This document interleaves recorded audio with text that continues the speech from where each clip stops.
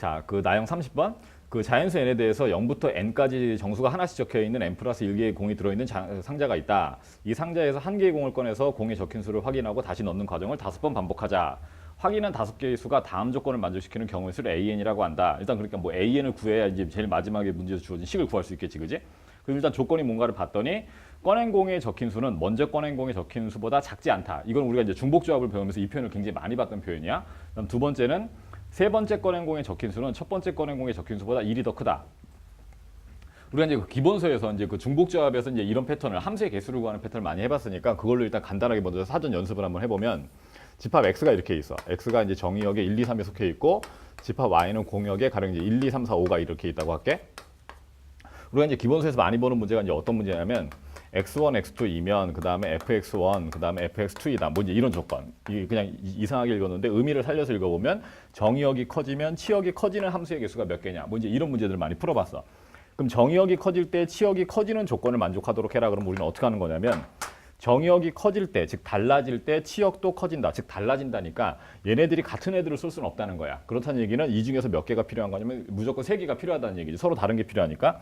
그러면 이 5개에서 이 아이들이 대응이 될 서로 다른 3개를 일단 꺼내와. 그럼 5개에서 3개를 일단 꺼내오면 그리고 꺼내온 예시를 한번 보면 가령 1하고 가령 4하고 5를 이렇게 꺼내올게. 이렇게 꺼내와 버리면 일자가 쏘는 것은 무조건 얘를 써야 되지. 이 순서를 만족하려면 1이 얘를 쏘고 그 다음 2가 4를 쏘고 3이 5를 써야 되거든. 그럼 이런 대응 관계가 만족되려면 이 뒤에 뽑아왔을 때 이쪽에 있는 정의역에 있는 1, 2, 3이 1, 4, 5에 대응이 되는 방법은 순서가 정해져 있기 때문에 유일하게 결정이 된다는 거지. 그러니까 한 가지 방법. 그 다음에 요게 이제 등호가 붙는 형태가 있었는데 x1, x2이면 이때 이제 fx1 그 다음에 이제 fx2이다 이렇게.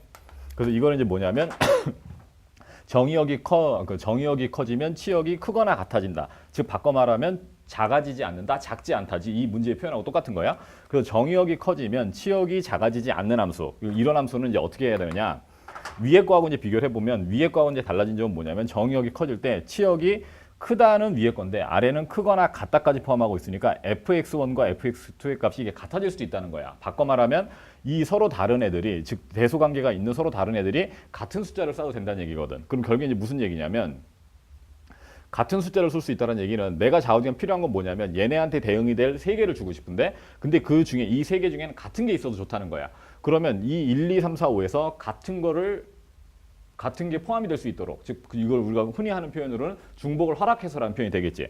그럼 그 1, 2, 3, 4, 5 5개에서 중복을 허락해서 3개를 뽑아오는 거지, 그지? 그럼 3개를 뽑아오면 가령 선생님 이제 뽑아와 볼게. 그럼 2를 2번 뽑아오고 가령 5를 하나 뽑아왔어. 그럼 2를 2번 뽑아오고 5를 하나 뽑아오면 이때 1, 2, 3이 이 조건에 맞게끔 즉 큰 아이가 더 큰 쪽을 쏘고 같은 것까지는 봐주겠다. 뭐지 이 조건을 만족하도록 하려면 일단 제일 큰 애, 3자가 제일 큰 애 써야지. 그 다음 1과 2는 같은 것밖에 안 남았으니까 1, 2가 둘 다 이렇게 2를 써야 되고 그 다음에 3이 이렇게 5를 쏘는 이런 형태가 되어야 된다는 얘기지. 그럼 바꿔 말하면 뭐냐면 역시 여기도 중복을 허락해서 3개를 택해오면 뽑아만 오면 이 나머지 정의역에 있는 아이들이 얘네들한테 대응이 되는 방법은 한 가지로 유일하게 결정이 된다는 얘기야. 요 내용의 사고방식을 그대로 이용해서 이제 30번을 풀면 되는데 그럼 30번을 이제 다시 이제 본격적으로 문제로 가보면 숫자를 5개를 뽑았대. 그래서 첫 번째 나온 숫자는 이제 x1, 그 다음에 좀 밑으로 쓸게. x1, 두 번째가 x2, 그 다음에 세 번째가 x3, 그 다음 네 번째가 x4, 그 다음 x5 이렇게 됐어. 근데 얘네들은 어떤 숫자들로부터 만든 거냐면 0, 1, 2, 3 땡땡땡에서 n까지. 여기 1부터 n까지가 n개고 0자 포함하니까 전체가 n 플러스 1개겠지, 그지? 그래서 이제 n 플러스 1개의 숫자에서 선택을 해본다 이 얘기인데 문제는 뭐냐면 첫 번째 나온 거, 두 번째 나온 거, 세 번째 나온 거 뒤로 가면 갈수록 앞에 있는 숫자보다는 작지 않대. 그러면 이걸 우리가 식으로 나타내보면 이렇게 부등호 관계가 되겠지, 그지? 그래서 이런 관계를 만족해야 된다. 만약에 문제에서 아무 조건 없이 이 조건만 만족하도록 하라 그러면 뭐냐면 저쪽 함수 문제로 가서 이 자리가 x 1, 2, 3, 4, 5가 있는 거고 이쪽이 0, 1, 2, 3, 4 땡땡땡 n까지 있는 거거든. 그럼 그 전체가 어떻게 되겠어? 이쪽에 공역 쪽에 있는 아이들이 0부터 n까지니까 전체가 n 플러스 1개에서 중복을 허락해서 5개를 뽑아오면 그 다음에 순서대로 배열을 해주는 방법은 유일하게 결정이 되니까 이렇게 문제를 풀면 된다는 거야. 그런데 이렇게 문제를 내기에는 30번 치고는 너무 문제가 약하지. 그렇기 때문에 여기에다가 이제 살짝 이제 조건을 추가한 게 어떤 조건을 추가했냐면 세 번째 꺼낸 공에 적힌 수는 즉 이 x3이 첫 번째 꺼낸 공에 적힌 수보다 1이 더 크래. 그러니까 여기다가 1 더했을 때 이게 나온다는 얘기야. 바꿔 말하면 여기서 1 더했을 때 얘가 나온다는 얘기는 얘는 여기에서 1 빼면 되겠지. 그지? 그래서 얘를 갖다 x3을 이용해서 다시 써볼게. 그럼 첫 번째 수는 결국엔 뭐냐면 x3 빼기 1이 되고 여기가 x2가 되고 여기는 x3이 되고 여기가 x4 그다음에 여기가 x5 이렇게 될 거거든. 그런데 이 숫자의 이제 그 전체 선택 범위를 보면 요 x3-1이라는 숫자가 뭐여야 되느냐면 아무리 작아도 이 0보다 작은 수가 될 수는 없는 거지. 그래서 x3 빼기 1 이 숫자가 0 이상이다. 바꿔 말하면 x3의 값이 이 값이 1 이상이다라는 걸 얻었어. 그럼 이제 우리가 아는 거 뭐냐면 아 얘가 1 이상이구나. 그렇다면 얘도 1 이상, 1 이상 이게 다 이 부등호 방향이 때문에 자연스럽게 결정이 되겠지. 그럼 요쪽 애들은 무조건 다 뭐냐면 1 이상의 숫자들로 일단 얻을 수가 있다는 거야. 그러면 이제 이 문제의 식을 써보면 그냥 아예 이제 AN을 하고 쓸까? 그럼 이 문제의 식을 써보면 x3, 4, 5는 뭐냐면 0을 제외하고 1부터 n까지의 숫자들 중에서 중복을 하렇게 3개를 뽑아오는 거야.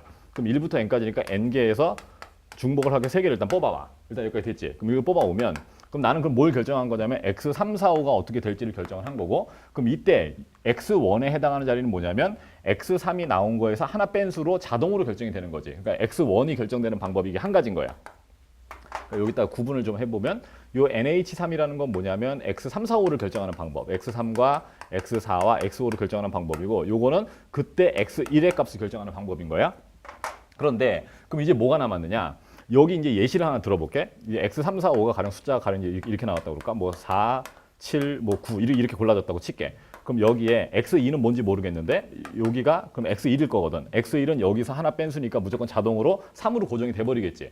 그럼 이때 이 자리에 들어갈 x2는 과연 뭐겠느냐라는 거야. 이 간격이 1이기 때문에 x2는 3과 4 사이에 있는 요 부등식을 만족하는 정수값을 골라야 되거든. 그럼 x2는 얘랑 같아지거나 얘랑 같아지거나 딱 두 가지 방법밖에 없지. 그래서 이때 마지막으로 x2를 결정하는 방법이 이게 두 가지 이렇게 되겠지, 그지?